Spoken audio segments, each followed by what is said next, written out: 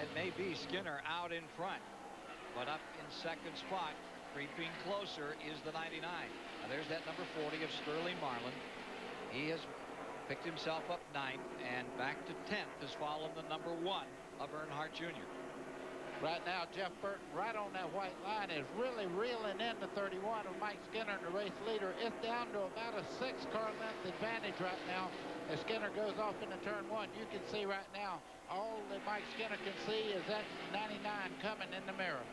Jeff Gordon stays there in 35.90. That was a little better even yet. 15 to go. 1.5, 15. That's the word from Larry McReynolds to his driver, Mike Skinner. Trying to hold on to this thing. Meanwhile, Jeff Burton closes in. 185 laps complete. 286 miles. There's Larry McReynolds trying to coach him on. Ooh, got to concentrate. Big jump right there. Right there off turn 4. Larry Mack's looking at him, shaking his head. He knows they're giving him the best run they can give him right now. Jeff Burton has gone into another zone here as far as the way it gets off turn 4. Very fast off that area of the racetrack. We'll take one more commercial break and then be back and stay with you unless there is a caution until the finish here. Live from Motegi. NASCAR Stock Car Racing. This NASCAR special on TBS Superstation is brought to you by Wendy's Steakhouse Bacon Cheeseburger. For a limited time, we're a steakhouse. And by Pep Boys. Cars like us, people love us. Back live at lap 190. 8th caution of the day, and it's a bad one. Brendan Gaughan's number 16 is gone, up in flames. And with it came the number 4. Totally destroyed is Bobby Hamilton's car. There you see it, line toward the top of turn 4. Both drivers are out, though. Oh, look at how hard Hamilton hit. They are both out of their cars. That one is done forever. Gaughan had been running in 11th position earlier. And as you'll recall, he had a header dragging. They brought him in, came back out. He'd fallen off some positions. We'll try to get your replay here in a moment if we can. See what we have on that one in a moment. They were running further back in the field. Bobby Hamilton had fallen. He was just outside the top 10 when this incident took place. Well, that's over and gone. Something blew out there. That was the left rear tire that exploded. You could see it when it melted the outer tire and then air came out. It blew it across the racetrack there. That's several moments after it happened. They were on the scene, but there's the result.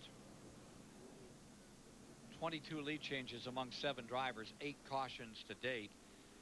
And this is the most serious incident that we have had here at Motegi. Brendan Gaughan out of Las Vegas, Nevada. There he is, walking away. 2 top 5s in Winston West this year. He was 24th in points. A big off-road racer, desert racer, and is running the Winston West Series this year.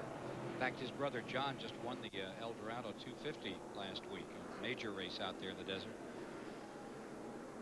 So here's the situation as we get down to the end of this one. The laps are running out. We're down toward the end of it. We've got a serious caution here. I think we'll get 2 or 3 laps in to decide it. But that's the end of the day for the number 4 car and the hopes of Bobby Hamilton and this crew that have been here, and they have given so much to this race over and over again. The Bobby Hamilton crew have been here and worked hard to make sure that folks in Japan saw the top cars. Larry McClure, his brother, were both here.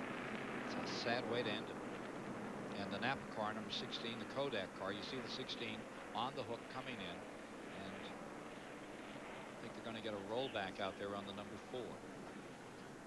You know, the first thing that Brendan Gaughan did when he got stopped was run over and assist the workers to get Bobby Hamilton out of the car. Yeah, he's only 23, but he's had a lot of experience in desert racing. His family came out of that sort of background.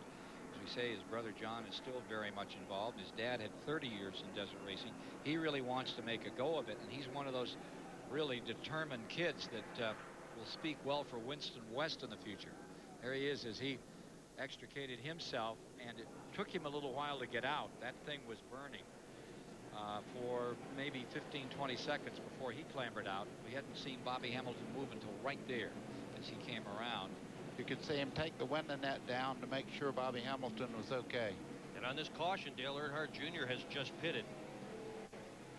Is pitting. Well, it's going to cost him some spots and not much time to make him back up again. Let's check on our number of laps remaining to be run here to finish this one off. 311 is the total, and we're at 88. We're at 192. We are at 192.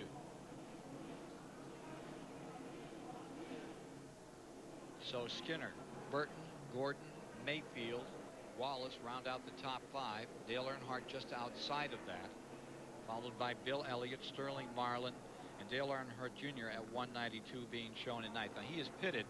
I wonder if that's going to stay Look up. in 10th place there. Lance Norrick is not a regular on this with the Winston Cup guys at all. Has battled his way all the way into the top 10. He's very good in the truck series, but he's doing a very nice job in the number 60 car today. What a hard way to end the life of car number 4. Well, we'll take a commercial break under caution and then be back with you again. Here's the plaza at Motegi. 65 miles north and west of Tokyo. Back with you, 194, 311 laps complete. The Earnhardt story. Well, at the present time, Dale Earnhardt Sr. is 6th and Dale Earnhardt Jr. is 8th. The Gordon domination, the end of the season in question as he rides in 3rd behind Mike Skinner and Jeff Burton. Japanese racers, not a factor. Battling the track, that's the story. That's what's brought us to this point, in the 8th caution of the day after a hard crash has eliminated Bobby Hamilton, who walked all the way back to the area where he was given. There you see him going back after a brutal hit, but he picks himself up. Saw him at breakfast at 6 this morning, ready to go. Just amazing he walked away from that wreck. That car was bent all the way back to the seat. Working hard up there in that turn to try to get this thing back under green again. The work is discontinued. They're ready to go again. Some Earnhardt fans wanting to see this one go for the 3 or the 1 car before it's over. And Burns has Bobby Hamilton. Steve? Yeah, Bobby Hamilton is here, Ken. Boy, Bobby, it looked like quite an accident. It was. I'm surprised. I mean, it jarred me pretty good, but I'm surprised it didn't hurt worse than it did, because it was a heck of a lick. But just got tied up with the lap car, I think. Larry said clear.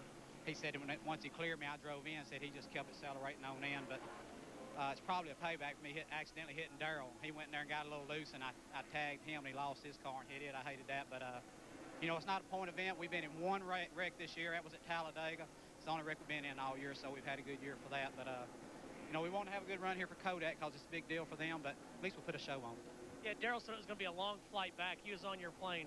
Yeah, I know it. He'll scold me. I said, I'm probably the only fella in the world that wrecked his hero. So, oh, well, I'm sorry, Darrell. All right, glad you're okay. All right, thank you. He had only 1 DNF all year long until this, and that was that Talladega crash. Take a look at the top 10 here. Skinner first, Burton second, and Burton was closing on Skinner. Now 311 makes the distance, and already those safety crews are moving back. They've done a little dusting up there, and I can see a couple of vehicles that are going to turn and make a pass through the fire chemical that was laid down for Brendan Gaughan's number 16 Napa car that got tangled. It was a lap car with a Kodak number 4. More of the action from Twin Ring Motegi in Japan after this.